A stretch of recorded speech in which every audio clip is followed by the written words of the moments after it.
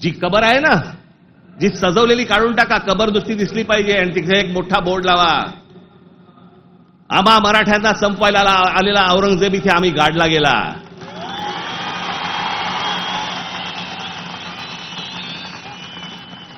हा आमचा इतिहास.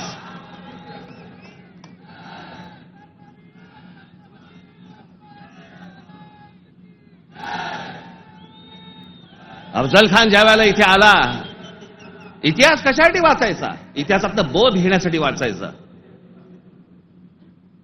अफजल खान जेव्हा इथे आला त्यावेळेला प्रतापगडावरती मारला गेला खाली, तिथेच त्याची खाली कबर खोदली गेली, तिथेच त्याला पुरला. मराठीत एक फार अप्रतिम जो शब्द आहे ना, पुरून उरीन,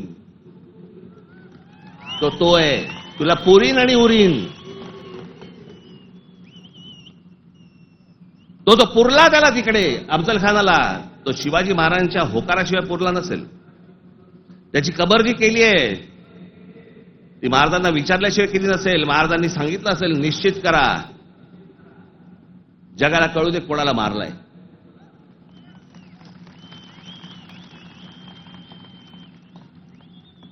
आपण ज्या मराठ्यांनी महाराष्ट्राने ज्यांना ज्यांना गाडले त्यांची प्रतीकं नेस्तनाबूत करून चालणार नाही. ती जगाला दाखवली पाहिजेत, आम्ही यांना गाडलंय.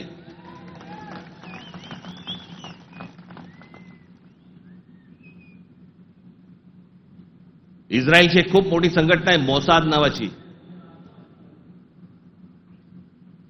त्याचं एक पुस्तक आहे. त्या पुस्तकामधली एक ओळ फार अप्रतिम ओळ आहे. आणि त्याच्यात त्यांनी दिलंय की आम्ही अनेक स्मारकं बांधली इथे इस्रायलमध्ये, पण अनेक लोकांची आम्ही स्मारकं बांधली नाहीत. का?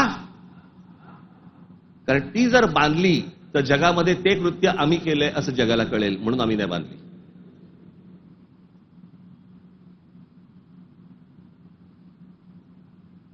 असा विचार ते करतात. आणि आम्ही कोणाला गाडले हे आम्ही जगाला दाखवायचं नाही.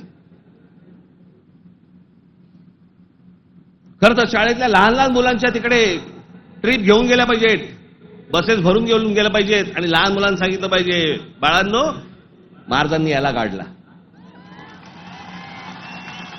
हा आपल्यावर आला होता, हा आपल्या धर्मावर उलटला होता, हा आमची मंदिरं पाडत होता, हा आमच्या बहिणीची आबरू लुटत होता, याला आम्ही गाडला.